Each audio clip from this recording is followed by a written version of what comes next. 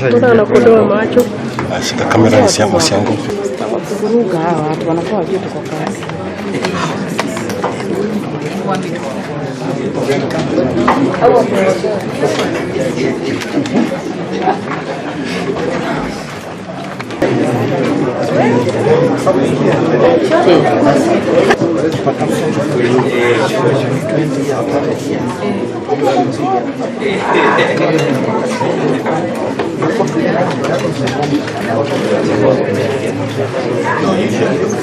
Jaribu kuinua kichwa wewe.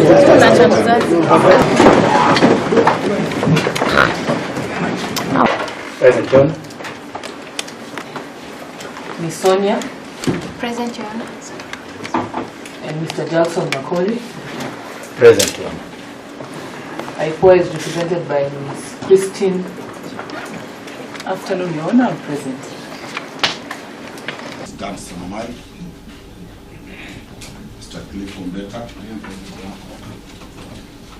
Mr. Yegon, Present. Mr. Langat. There are two Langats. That is Philip Langat. Philip Langat. Oh, Philip.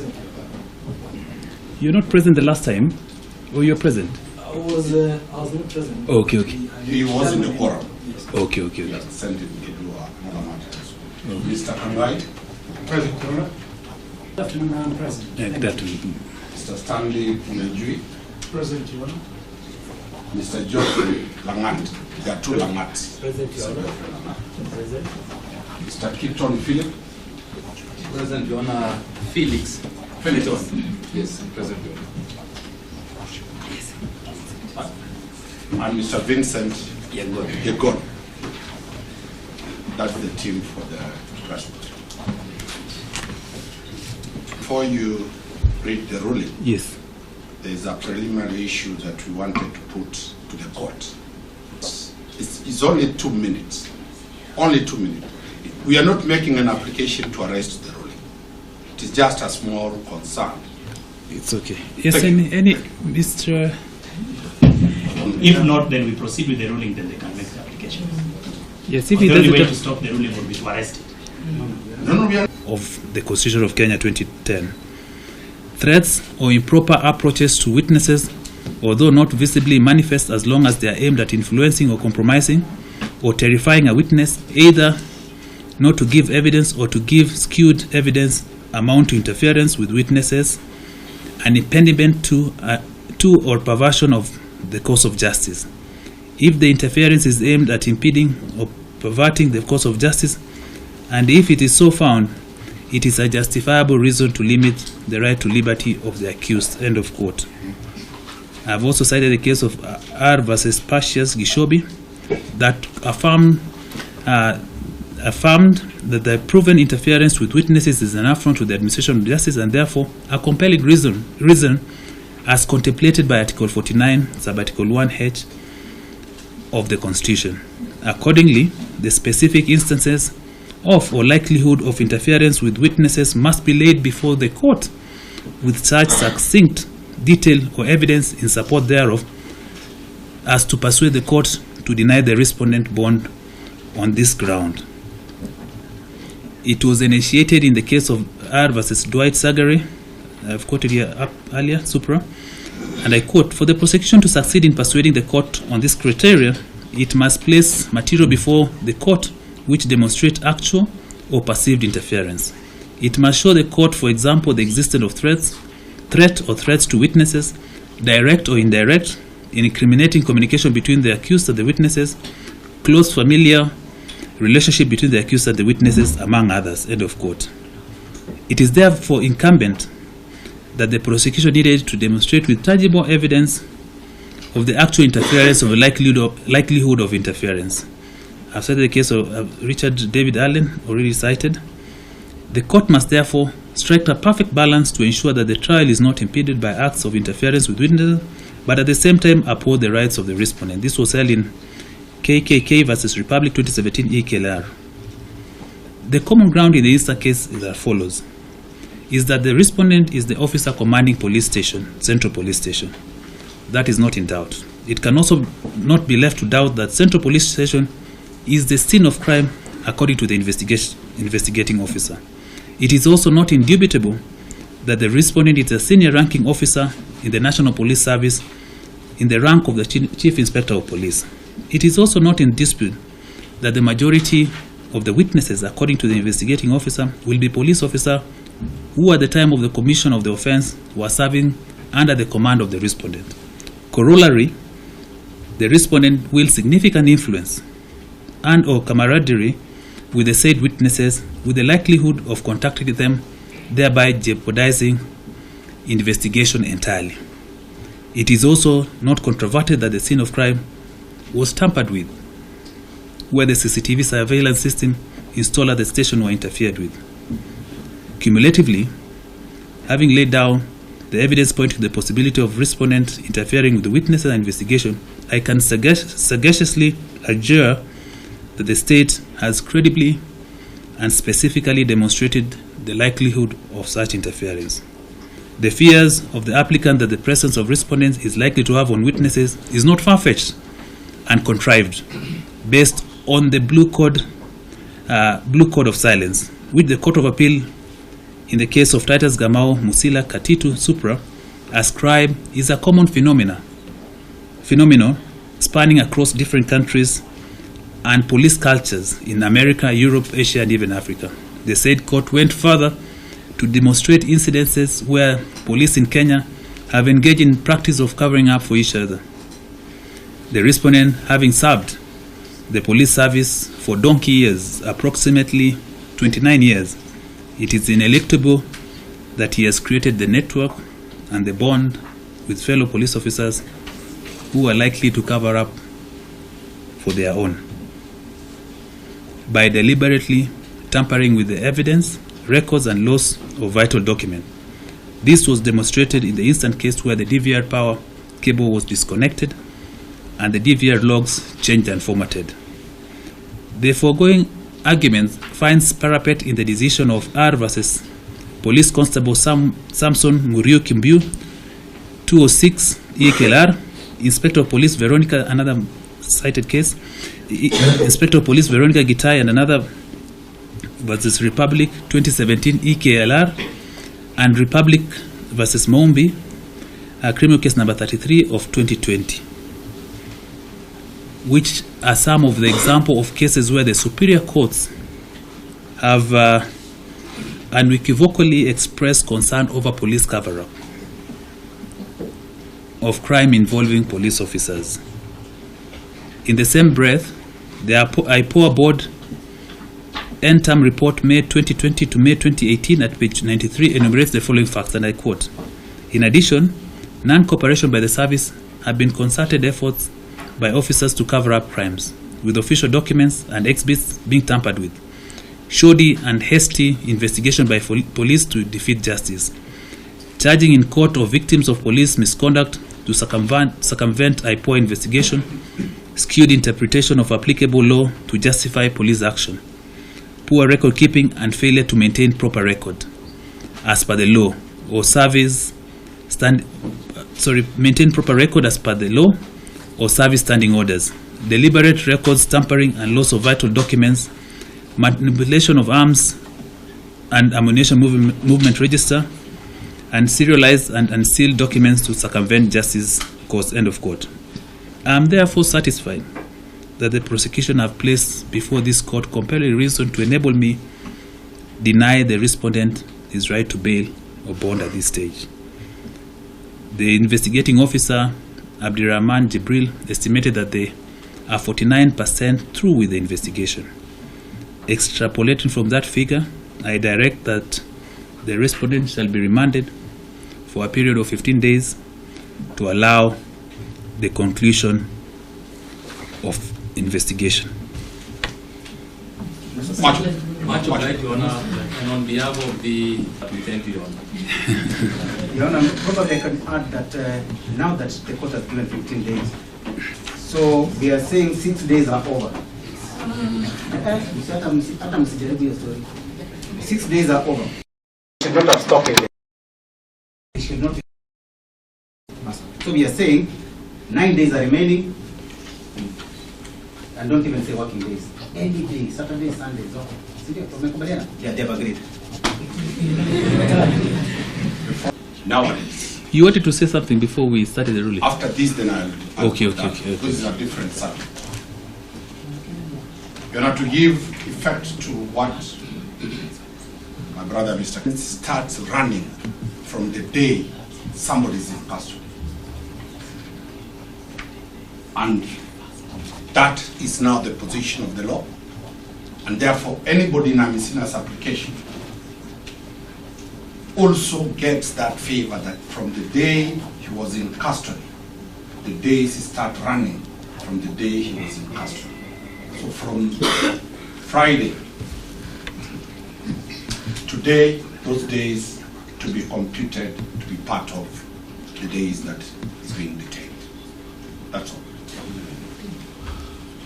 I join my colleagues in appreciating the court's diligence and studious abilities. You've used very kind words for both counsels, so we return the favor. On the computation of time, IPOA's application was brought before you on 16th. The approximation of 49% was in respect of the date of 16th. So the computation of time, which then the court has used because the court has relied on that benchmark of 49%, reasonably and logically, and because I'm a student of common sense and the law, and commonsensically starts counting from 16. According to us, the counting from 16, that would also be supported by the fact that the court gave its days in relation to the date of delivery of the ruling. So the most favorable counting, which would otherwise have been from today according to the ruling, then goes to 16th, which is Monday, the date we made our application. That leaves us with 1st of July as the expiry of the 15 days. But I don't think there should be a difficulty in computing time. I know we agree. So, Yona, we will also be humbly praying that you serve us with, you supply us with a copy of the ruling. But I suspect there must have been a slip of the tongue. The ruling must have referred to my learned senior, Mr. Makori, as a Miss Makori. I don't know whether I picked it as well. Oh. So that if we get before we get the copy, it could be a Mr. Where I come from, we take it very seriously. Probably senior didn't take it seriously. Thank you very much. And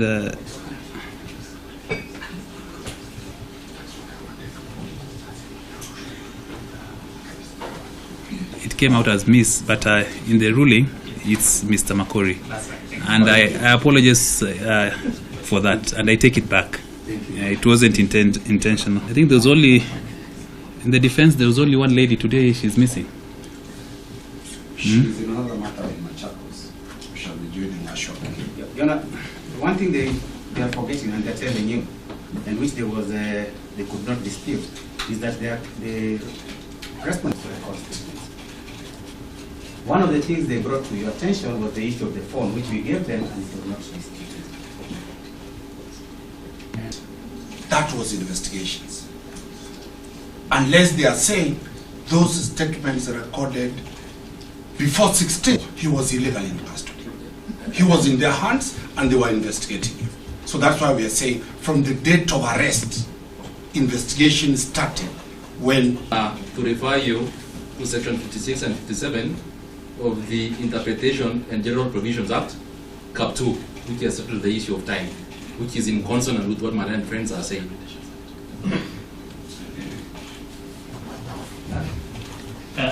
Unless on the law, anything else you cannot respond, isn't it, Your Honor? Sorry, Your Honor, this could be a reference to 49%. It's not disputed. The application on which this 49% is based is brought to you on 16th.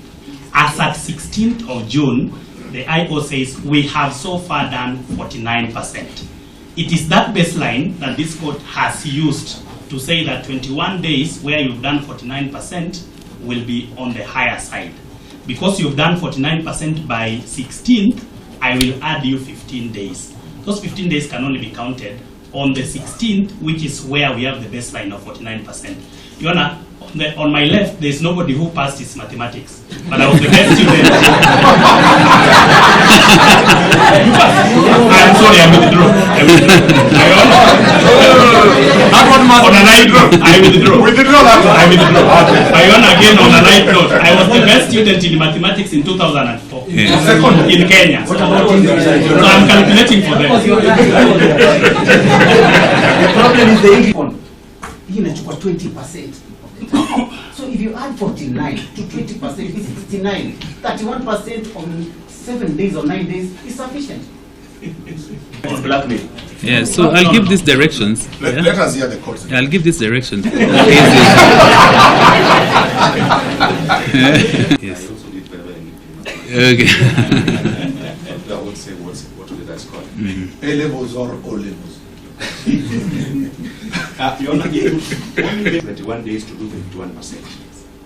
So you are telling them that 21 days is a bit on the higher side, but I can give you 15. So the 15 is to do the 51%. Yes. So it should be computed from the date they had not done the 51%.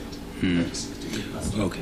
Thank you. Your Honor, just to add on one thing. Yes, Mr. Kito. Even if we'll still have a mention so that they can come and report to the Honorable Court, so that if there are some areas that they need to cover, they will still make another application, so there's no prejudice whatsoever from their side. We'll still come back for mention, and if you have concluded the investigation, we shall give the next process, but if it's not, we will make other applications.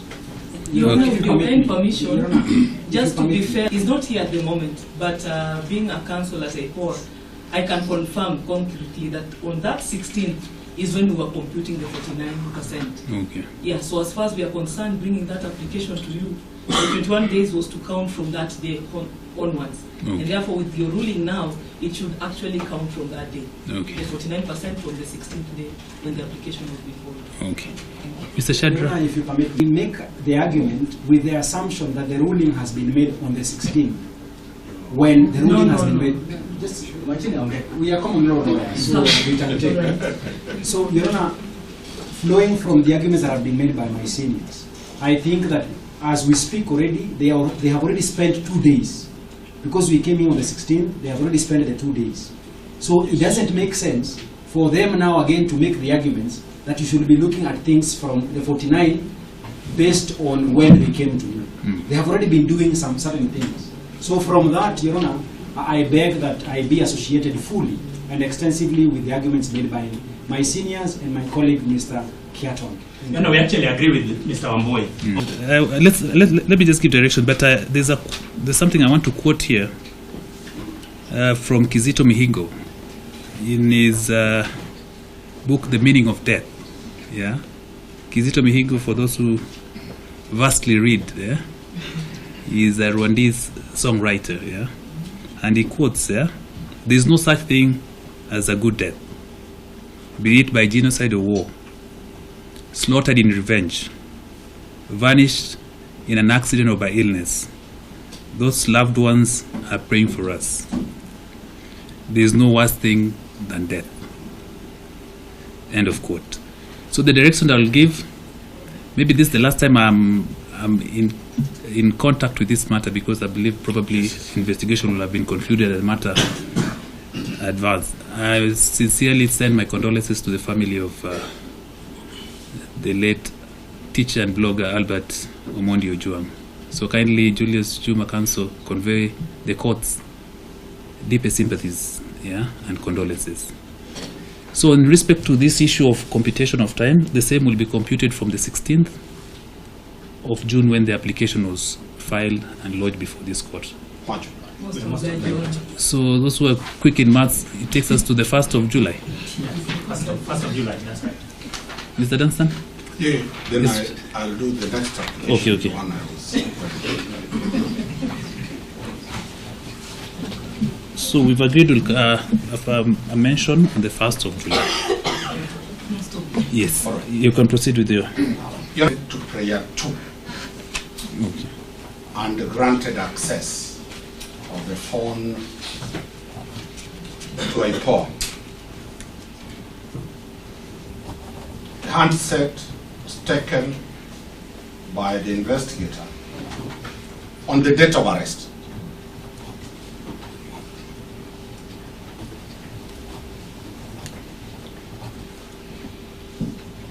Other than the investigator and the owner of the phone, none has access to the operation of that phone. From yesterday, that same number of the OCS, it is number, that same number, Your Honor, the OCS, that is the respondent, 0722 91 9880, has been sending messages soliciting for money. Among the victims is Mr. Cliff Mbeta, who has been asked for 80,000 shillings. Family members who are here, the phone is engaged in looking for money and fundraising that the OCS is in a problem that he requires money, people to fundraise for him. This is a serious issue that if the commissioners of IPOA who are in custody of the handset and the password have allowed that phone and that contact for citizens to be swindled, custodian of those funds, those are the commissioners of IPOA, be summoned to this court to explain how the phone in their custody can.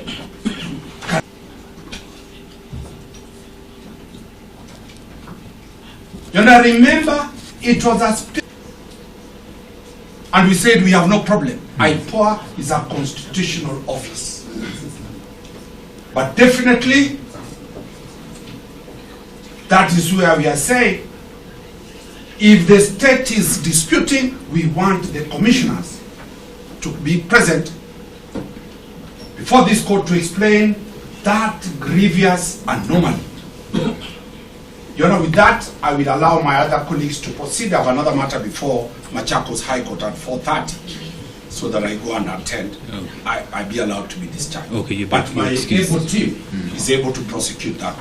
All right, thank you. Thank you. Even to buttress on that, so June 2025, whereby he reported all those issues. Yes, sir. And what we pray, Your Honor, apart from the summons, is expedited investigations so as to protect the integrity of the investigation, because it goes into the root of all this process. If that phone, gadget, and everything is infiltrated, Your Honor, the integrity of investigations will be jeopardized. And as such, Your Honor, pursuant to that OB and that report, we pray that the investigations be expedited, the investigating officer be summoned to explain, and also on top of those commissioners, Your Honor. We so pray. The day in case we arrest. Oh, you received a message also? Yes, I'm the one who received it. Okay, actually. Okay. But one was to be at about 9 p.m. in the night. Okay. Probably I might be a witness eventually if we arrest these four people. But then, for the moment, just like everybody is stepping aside, if the people can step aside and deal with a sort of this issue. And it's serious. that gadget. That gadget is a subject of investigations by. The moment they are able to use that gadget for other purposes, we don't know what they are doing with it. That may result in an outcome that none of us is in control. Indeed. And even the court, whatever the outcome of that investigation, nobody can assure us of the integrity.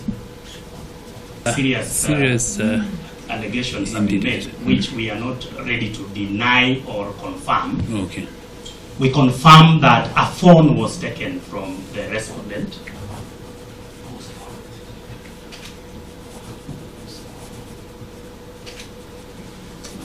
Considering the nature of those allegations,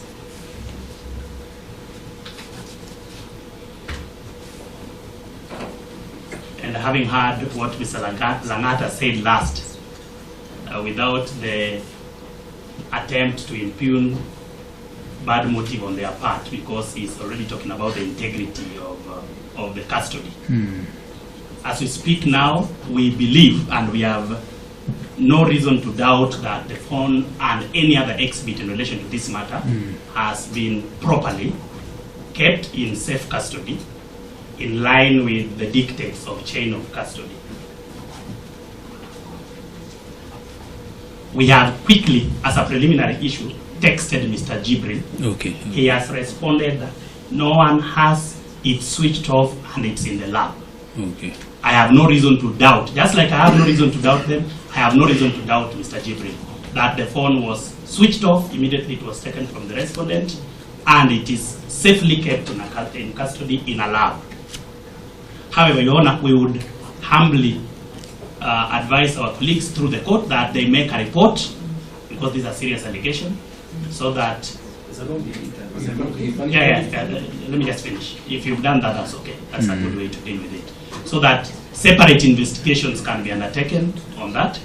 But Your Honor, just like I mentioned earlier that I'm a student of common sense and the law, it beats logic that a senior investigator in the level of Mr. Jibril would request for 80,000 using the same phone of the respondent. But because I don't have want to impute bad motive on their part, even though it beats common sense that an investigator can ask you for 80,000 and ask no one else, ask the counsel for the same person. It beats. There are a number of messages. There's 25,000 for another person. There are quite a number. That's right. I am saying that. And also, counsel, we are not imputing.